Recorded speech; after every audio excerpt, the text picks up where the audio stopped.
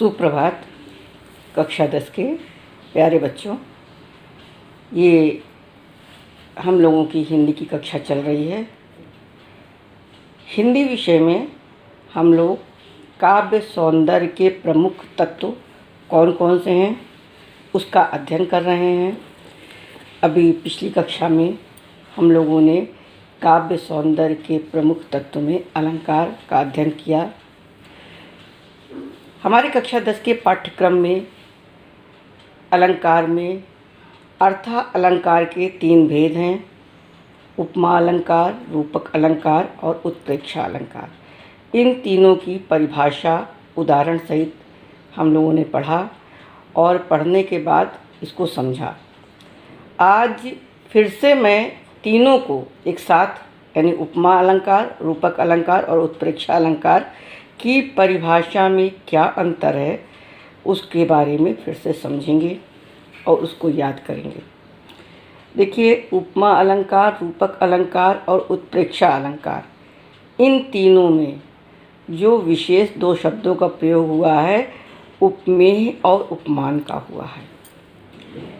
वो शब्द कौन से हैं? उपमेय और उपमान। तो सबसे पहले 3 चीज़ें हैं, आप उसको समझ लीजिए। उपमा में समानता, रूपक में भेद रहित आरोप और उत्प्रेक्षा में संभावना। क्या है? उपमा में समानता, रूपक में भेद रहित आरोप। ये सब शब्द आप जो मैं बता रही हूँ उसको अपनी कॉपी में अच्छे से नोट करके रख लीजिए। उपमा में समानता, रूपक में भेद रहित आरोप और उत्प्रेक्षा में संभावना। अब इसकी परिभाषा लाइन से हम आपको एक एक करके बताएंगे। उपमा अलंकार, इसमें उपमेय में उपमान की समानता बताई जाती है। कैसे? जो किसी व्यक्ति या वस्तु की किसी अन्य व्यक्ति या वस्तु से समानता की जाए वहाँ उपमा अलंकार होता है। जैसे कि हमने बताया था, मुख मयंक मंजू मनोहर। तो मुख जो है मयंक चंद्रमा के समान सुंदर आकर्षक है। ये हमारी समानता है। समानता बताया, तुलना नहीं किया। समानता क्या कहा है? मुख मयंक सम मंजू मनोहर। मुख जो है वो मयंक यानी चंद्रमा के, सम माने समान, मंजू माने सुंदर, मनोहर आकर्षक है। जैसे चंद्रमा मनोहर और आकर्षक है, उसी प्रकार से उसका मुख भी आकर्षक और सुंदर है। दूसरा है रूपक अलंकार। इसमें क्या है? जहाँ उपमेय में उपमान का भेद रहित आरोप होता है। क्या कहा? जहाँ उपमेय में उपमान का भेद रहित आरोप होता है वहाँ रूपक अलंकार होता है, यानी कोई भिन्नता प्रदर्शित नहीं होती। जैसे चरण कमल बंदो हरि राही। चरण को कमल के समान नहीं बताया, कहते चरण कमल। मैं भगवान के चरण कमल की बिना भेद का बताया है कि वंदना करता हूँ या करना चाहता हूँ। चरण कमल बंदो हरि राही, इसमें क्या है? भेद रहित आरोप है।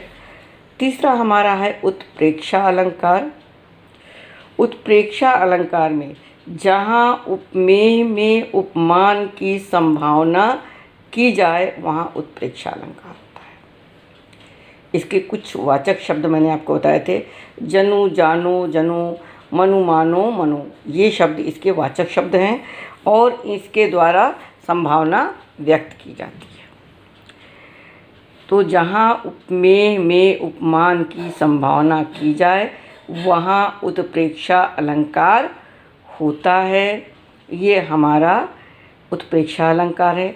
तो तीनों का अंतर आप समझ के और याद कर लीजिए।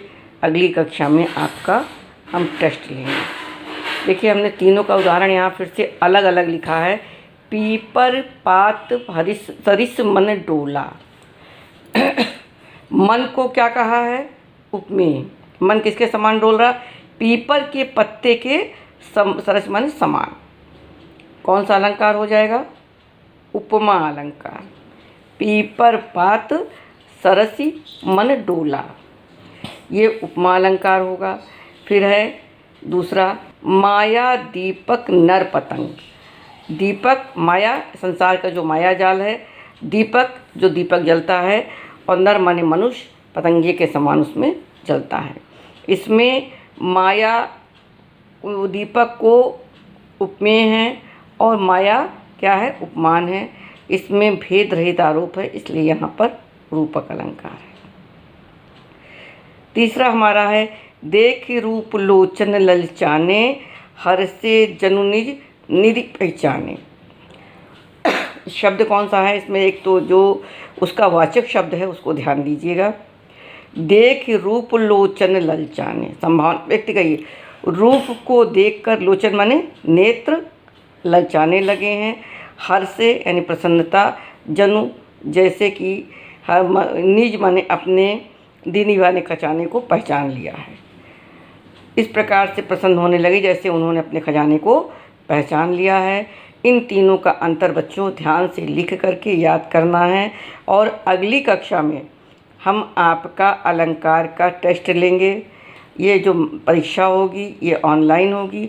हम आपको कुछ उदाहरण लिख देंगे कल की कक्षा में, अगली कक्षा में, और उसको आप लोगों को बताना रहेगा उसमें हम कोई कि कौन सा है अलंकार है, और लिख कर तुरंत भेजिएगा अपनी क्लास के समय। धन्यवाद बच्चों।